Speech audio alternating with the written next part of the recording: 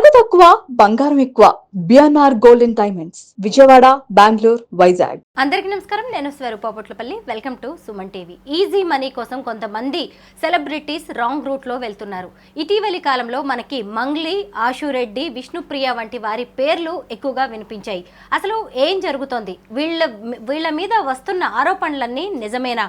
డబ్బు కోసమే ఇలాంటి పనులు చేస్తున్నారా? ప్రస్తుతం నాతో పాటు ఉన్నారు సోషల్ యాక్టివిస్ట్ కృష్ణకుమారి గారు. వారితో మాట్లాడదాం. నమస్తే కృష్ణకుమారి గారు. మీరు కూడా చూసారు కదా, మంగ్లీ ఎపిసోడ్ మొత్తం ఫాలో అయ్యారు. ఇదంతా చూసినప్పుడు మీకు ఏమనిపించింది? ఈ స్కామ్ వెనక ఆమె ఉందని మీరు నమ్ముతున్నారా? ఆమె ప్రత్యక్షంగా ఉన్నది అని ఆధారాలు ఎక్కడా లేవు. అలా అని ఆధారాలు లేనంత మాత్రాన పరోక్షంగానైనా వారికి సహాయం చేసింది, ఈ పాపంలో ఈమె పాలు పంచుకుంది, ఆ పేదల ఏడుపులకి ఈమె కూడా ఎంతో కొంత కారణము అనేది మట్టుకు అది ప్రస్ఫుటంగా తెలుస్తుంది. ఎవరైతే నిందితులు ఉన్నారో దీంట్లో, ఆ నిందితులతోటి ఈమెకు సన్నిహిత సంబంధాలు ఉన్నాయి. సాక్షాత్తు రమావత్ మధుకి వీళ్ళ సిస్టర్నే ఇవ్వాలి అని చంద్రావతి చౌహాన్ అని అంతా రెడీ అయ్యింది. ఎంగేజ్మెంట్ కూడా అయ్యింది అని అంటున్నారు. కానీ అనూహ్యంగా ఇంకొక అతని పేరు, ఎవరి పేరు తీసుకొచ్చారు. ఇది కూడా మీడియాలో వీళ్ళే తీసుకొచ్చారు, ఎవరికి అనుమానం రాకుండా ఉండటం కోసం.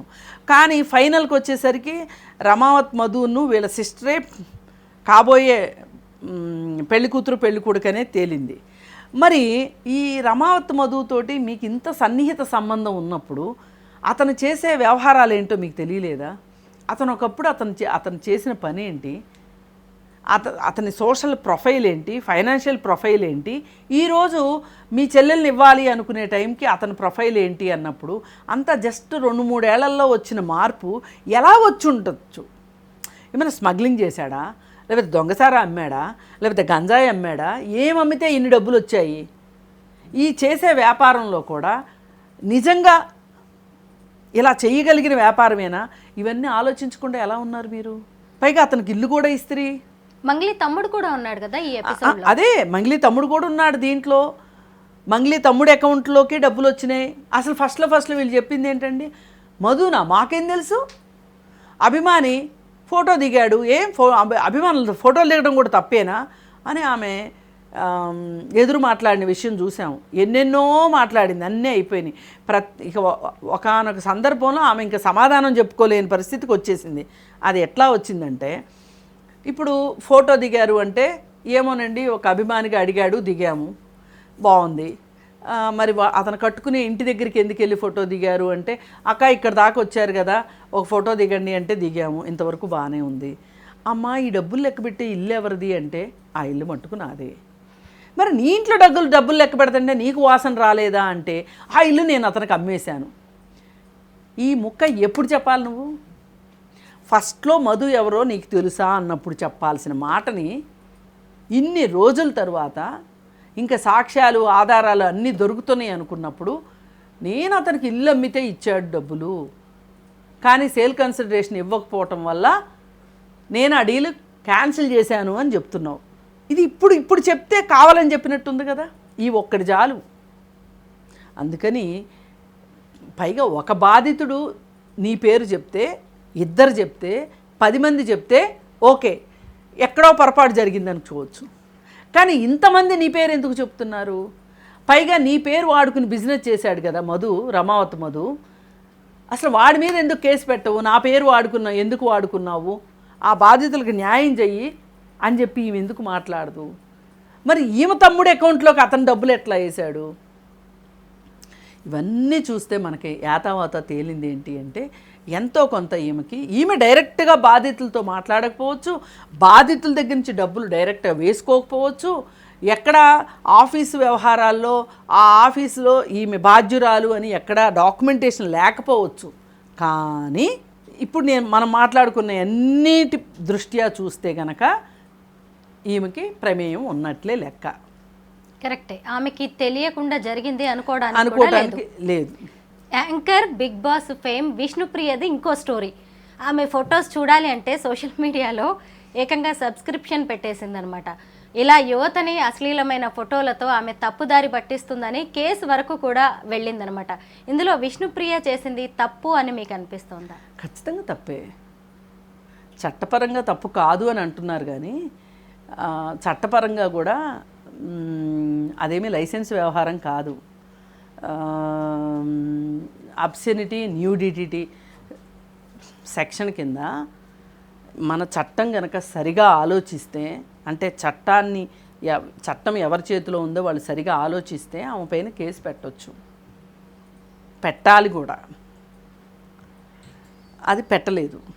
సరే, చట్టము పెట్టలేదు. పోనీ కొంతమంది మహానుభావులు ఉన్నారు ఇవాళ సమాజంలో. వాళ్ళు ఏ మహిళ చిన్న బట్టలు వేసుకుంటుంది, ఏ మహిళ పెద్ద బట్టలు వేసుకుంటుంది, ఏ మహిళ ఏం మాట్లాడుతుంది, ఏ మహిళ ఎవరిని సపోర్ట్ చేస్తుంది, ఎందుకు సపోర్ట్ చేస్తుంది అని కూర్చొని కొబ్బరినలు పీకే మేధావులు ఉన్నారు కొంతమంది. మరి ఆ మేధావులు కూడా నోరెత్తట్లేదు. మరి ఆ మేధావులు నోరెత్తాలి అంటే ఆ మేధావులకి ఏమైనా గొంతు దడపాలేమో నాకైతే తెలీదు. ఇప్పుడు అనసూయ విషయం అప్పుడు ఏమమ్మా నిన్ను చూసి చాలామంది మహిళలు బాధపడుతున్నారు, ఏడుస్తున్నారమ్మా, వాళ్ళ కళ్ళల్లో నీళ్లు కనిపించట్లేదా, మా భర్తలేంటి నిన్ను చూసుకుంటా మాతో కాపురం చేస్తే ఎట్లా, మాతో కాపురాలే చెయ్యట్లేదు నిన్ను చూసుకుని అని ఏడ్చిన మగవాళ్ళు చాలామంది మేధావులు ఉన్నారు. వాళ్ళు ఎవరు మాట్లాడట్లా ఇప్పుడు.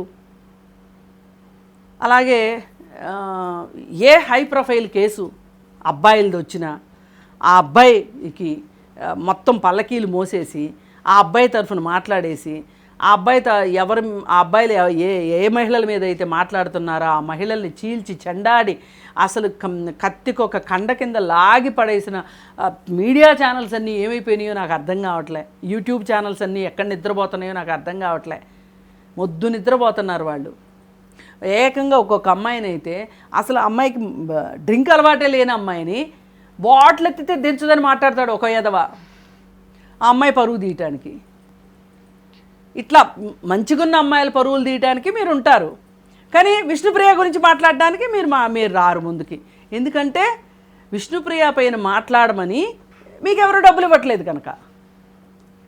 కానీ ఒకటి గుర్తుపెట్టుకోండి, ఈ సమాజంలో మంచి ఎంత ప్రభావం చూపిస్తుందో దానికి 10 రెట్లు చెడు ప్రభావం చూపిస్తుంది.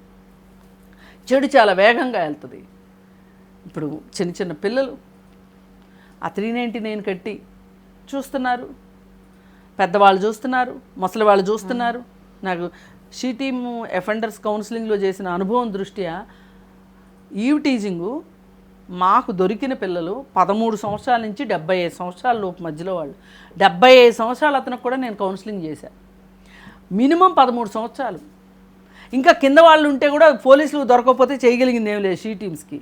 అంటే ఈ వికారాలు ఈ విధంగా పనిచేస్తున్న ఈ పరిస్థితుల్లో కోతికి కొబ్బరికాయ ఇచ్చినట్టే కదా, అసలే కోతి ఆ పైన కళ్ళు దాగింది అన్నట్లే కదా.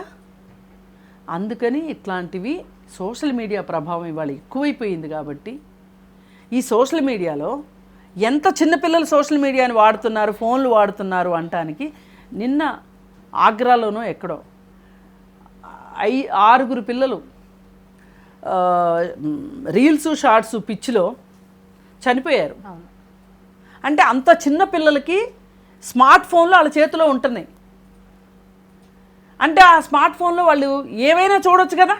ఇవాళ వాళ్ళ చేతుల్లోంచి ఫోను లాగేసే లోపు ఎంతో కొంత వీటిపైన నియంత్రణ అయితే ఉండాలి కదా. ఇప్పుడు ఫోను చేరినంత ఈజీగా లాక్కోలేము మనం. కనీసం ఫోన్లో వెళ్ళే మ్యాటర్నైనా నియంత్రించగలగాలి కదా. అలా చెయ్యకపోతే ఎంతటి ప్రమాదం జరుగుతుందో ఆలోచించాల్సిన అవసరం ఉంది. దీనిపైన అందరూ మాట్లాడాల్సిన అవసరం ఉంది. మీ భేషజాలు కానీ మీ లెక్కలు కూడా పక్కన పెట్టి అందరూ మాట్లాడవలసిన అవసరం ఉంది. ఈ విషయం మీద మాట్లాడాలని కోరుకుంటున్నాను. దీనిపైన ఏదైనా పోలీసులైనా సుమోటోగా కేసు తీసుకోవాలి, లేదు పబ్లిక్ అయినా మాట్లాడాల్సిన అవసరం ఉంది.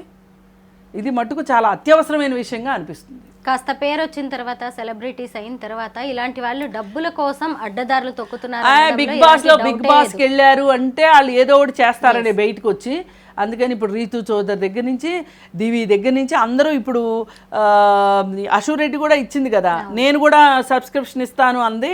ఆ ఇస్తాను అన్న తెల్లారి ఈ గొడవలన్నీ బయటకు వచ్చినాయి. ఈ గొడవల వల్ల సబ్స్క్రిప్షన్ కూడా బాగా అమ్ముడుపోద్దని ఆమె అనుకుందేమో, మరి చూడాలి ఏం జరుగుతుందో. సెలబ్రిటీస్ అయితే ఒక్క విషయం గుర్తుపెట్టుకోవాలి, చిన్న పిల్లల దగ్గర నుంచి పెద్దవాళ్ళ వరకు మీ వీడియోస్ చూస్తూ ఎంతోమంది ఇన్ఫ్లుయెన్స్ అవుతూ ఉంటారు. సో మంచి వీడియోస్ చేయండి, మంచి విషయాలు చెప్పడానికి ప్రయత్నించండి, కాస్త సమాజానికి ఉపయోగపడే పనులు చేయండి అని కృష్ణకుమారి గారే కాదు ఎంతోమంది కోరుకుంటున్నారు. Thank you so much. Thank you.